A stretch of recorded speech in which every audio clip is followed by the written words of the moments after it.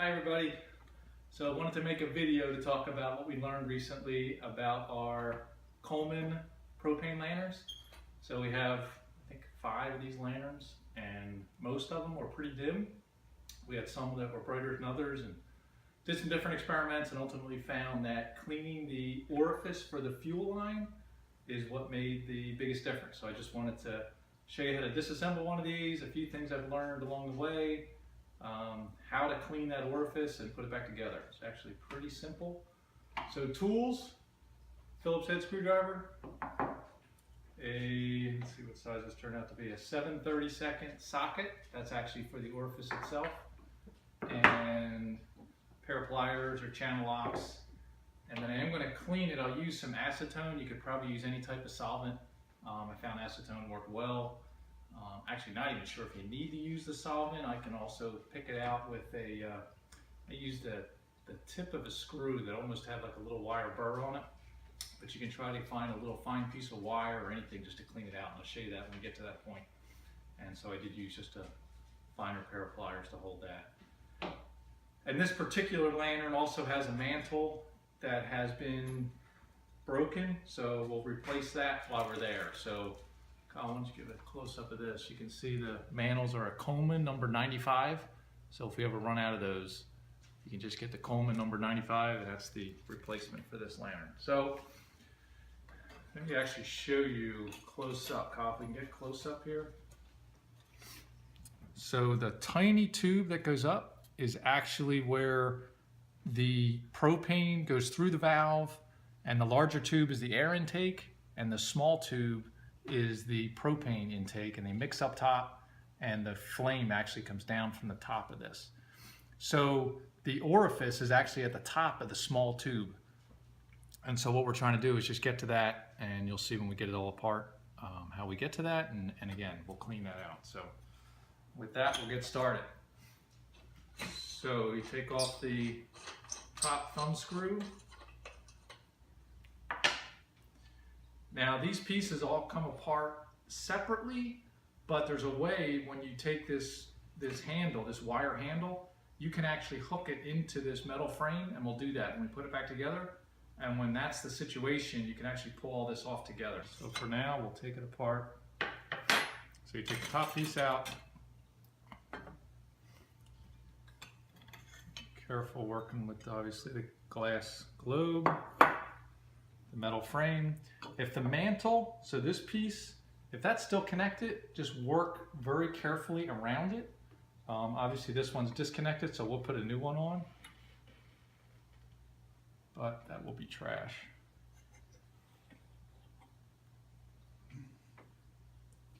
Okay, so once we have that part taken apart, next step is Phillips head screwdriver in the valve. So just a screw right in the center.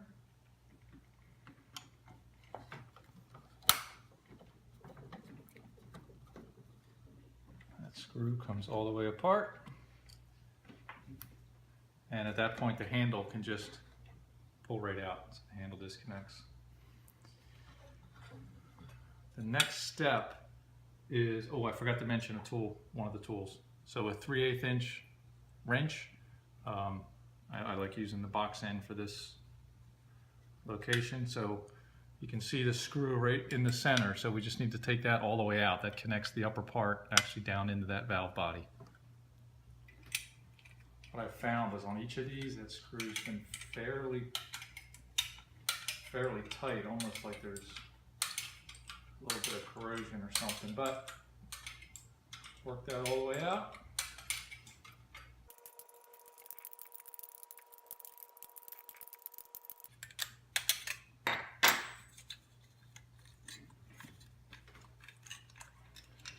Okay, so that screw, then you can take it all the way out. Now the two parts will separate, and so the thing you want to be careful of is the igniter.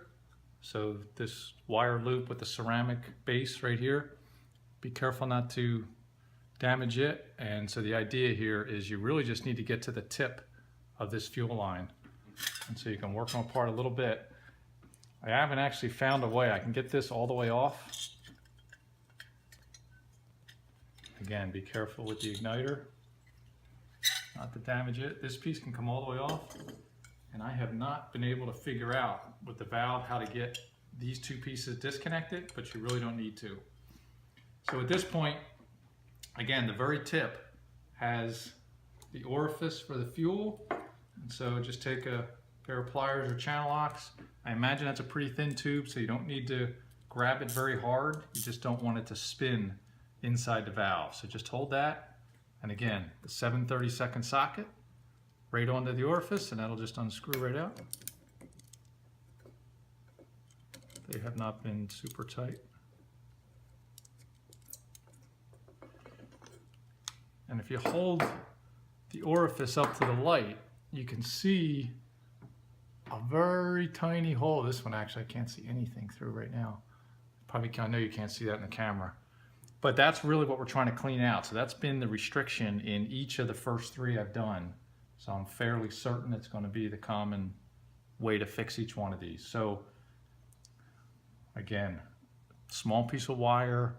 I found a screw that has a tiny burr on it, which is I think kind of unusual to find that, but I couldn't find a piece of wire actually small enough to get through that orifice. So this worked out nicely.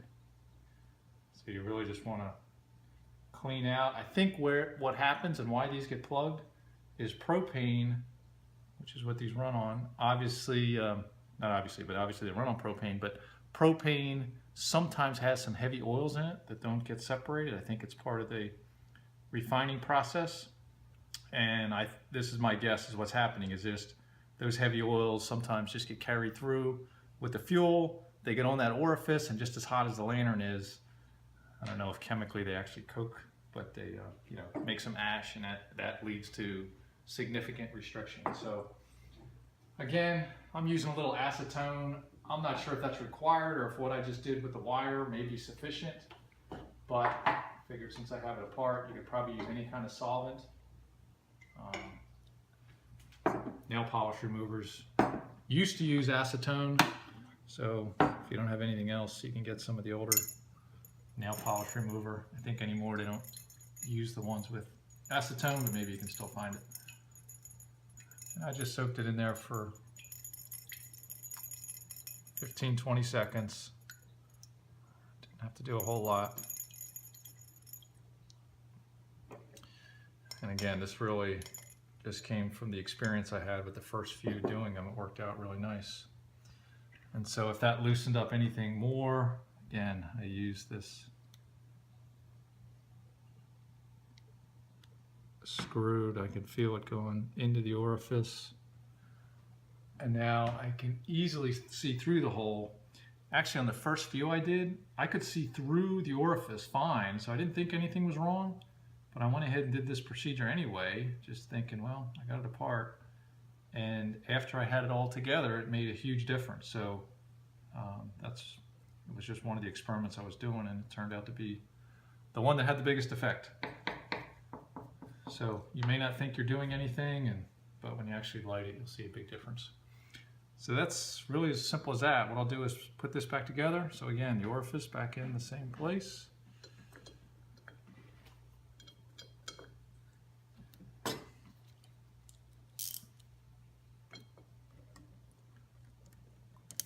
Doesn't have to be very tight on the top. I just, finger tight with this socket, so it's not super tight. And then reverse the step. So I'm holding this in position, carefully putting this back together. Again, the fuel tube needs to line up with the air tube. And as I mentioned before, just be careful of the igniter. You have to kind of thread that up and through there. And when you put it back together, make sure that the fuel line goes in the hole where the air line comes together. And then once that's in place, take the screw, it goes back in the center.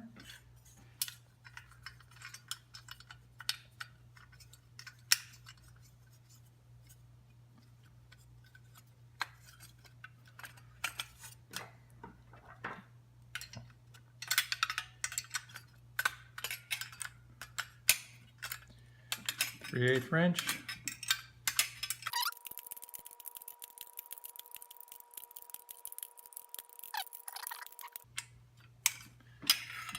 Okay, so now on set 3/8 screws back in. Now to put the handle for the fuel valve back together, look at this carefully. When you put it back together, you'll notice, I'll try to point this out, hopefully we can see it on the video. Right on the center where the shaft is going to go in, there's a small notch.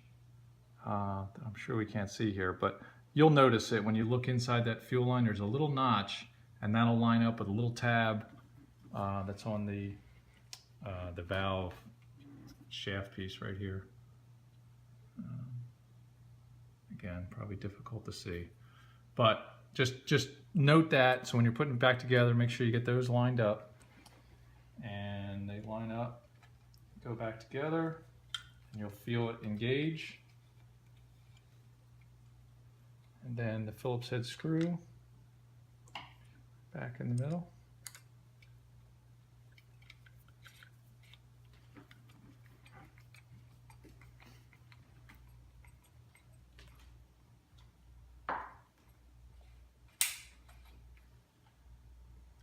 Now, while we have this apart, I'm going to show you how to put a mantle on. So this is the part that I learned about. I didn't know this until I started doing some troubleshooting with these and learning about them. It's actually pretty interesting. So this is called a mantle, and these lanterns are actually incandescent lantern. And what that means is the material gives off light at temperature. So the traditional style light bulbs, incandescent bulbs, it's actually the filament in there getting up to temperature is what gives off light. This is on the same type of principle. There's some very, metal oxides that are created when this mantle is burned, and some people talk about it almost like suspended ash when it's in place. And it's not actually the flame itself coming from the propane that's giving off the light.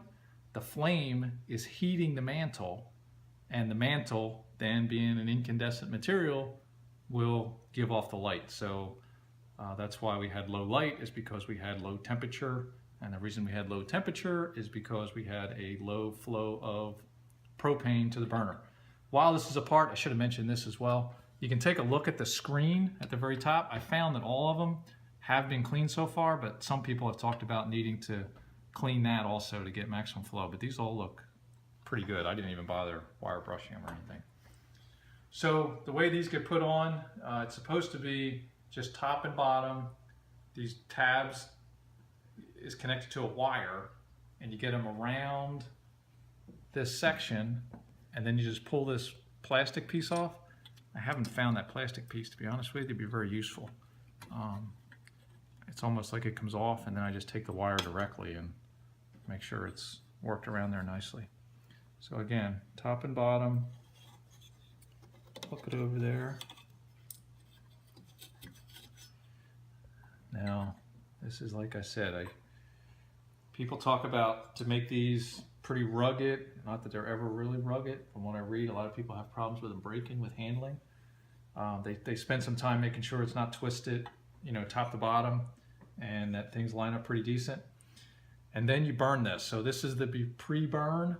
What we'll do now is I'll take it outside. The fumes that come off of this are definitely not healthy, so burn it in a well-ventilated place and don't get your nose in the way of the fumes. So just take a match and let it burn at the bottom. It'll burn all the way up, and let that sit for a few minutes till it burns out and it's all done. And then I'll come back and we'll show you how to put this part together. And I was talking earlier about how the handle can integrate with everything, so it all goes on as one piece. So I'll show you that as well. Okay, so I'll burn this now. We'll be right back. Okay, so here it is outside. Again, well-ventilated place, and we're just going to light this mantle.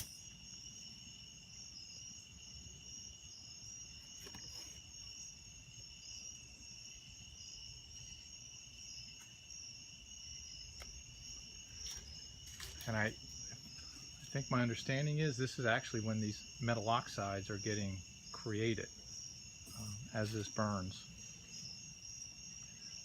And you end up with just a white tower of ash.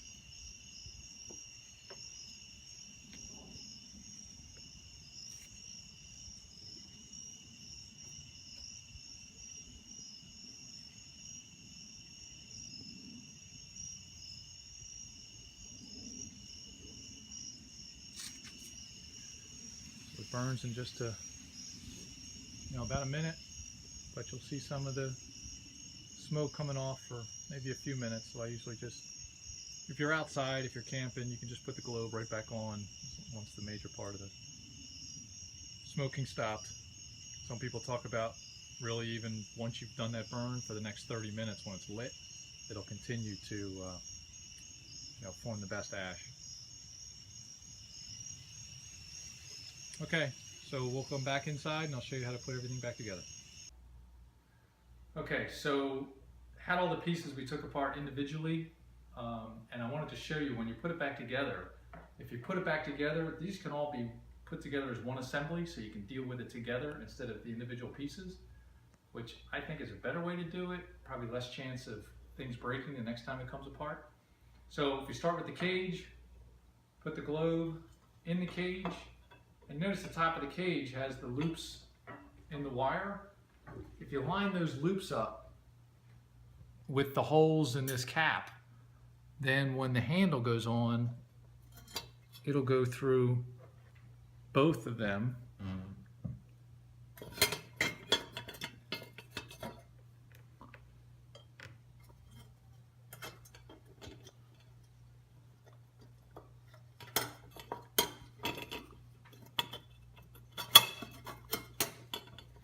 So there it's in both of them.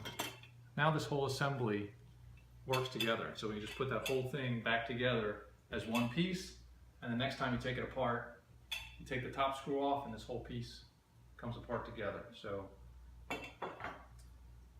that's that part. Okay, so here is the assembly with the new mantle on it. One thing I did want to point out here is for good igniting, one thing you can also do is make sure that the position of the igniter is fairly close to the mantle. Because what's going to happen when you turn the valve, gas valve on, the gas is going to go down on the inside of the mantle, and so when you turn the handle fully, the igniter will spark. And so having that fairly close to the mantle will help make it easier for getting good lighting. So with that, here was this assembly. Like I said, this whole piece can just go right on top of this together. Just make sure that the wire frame all sits inside the cast base, and once you reach that point, you'll feel it all come together nicely. And then just put the screw back on top.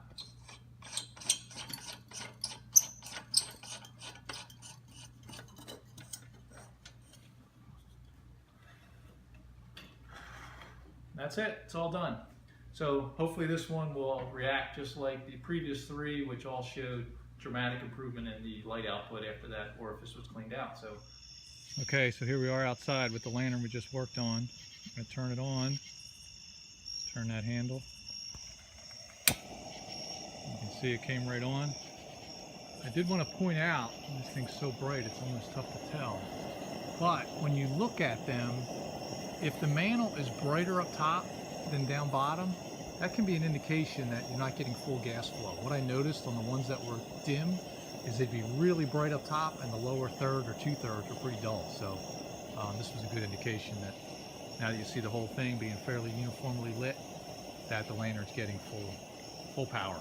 So, okay, so that's it. Good luck. Hope it all works out.